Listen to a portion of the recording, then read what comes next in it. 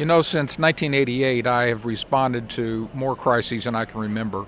Workplace violence, airplane crashes, all kinds of disruptions, natural disasters, that sort of thing. And I've been asking, how is it that I can come in after an incident, many times with organizations I don't even know, and be effective? And so I thought about what is a mental model that I use as a consultant to assist that maybe I can pass on to you.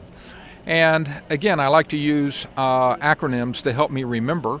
And in this case, I use CIA. And CIA stands for core assets, impacted stakeholders, and then anticipation.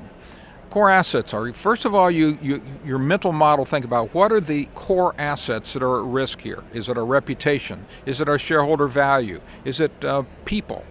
Is it our brand? Is it just our financial well-being and our ability to stay in business? What are the core assets there? Our ability to continue to work in business operations, are they disrupted? Once I've identified that, now I got an idea of what the kind of crisis is I have. So there's the C. What are the core assets that are affected? Secondly, the I stands for impacted stakeholders.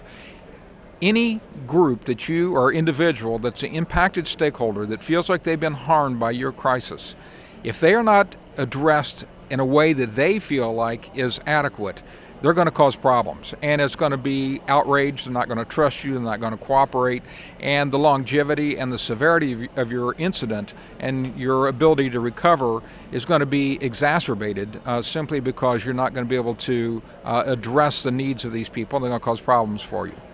So C stands for core assets, I stands for impacted stakeholders, and finally A stands for anticipation. Good crisis leadership, good incident leadership has to do with anticipating how impacted stakeholders are going to respond. Or what about the fact pattern? Where is this thing likely to go? Instead of waiting for something to happen and running to catch up, good crisis management has to do with anticipating what it is that is likely to happen. Use your imagination, say, with these facts, where could it likely go, and what do we need to do to get ahead of it, to be ready, to keep it from happening, or to be prepared if it does happen. CIA is the best way that I know to at least put a mental model around how should I be responding once a crisis hits.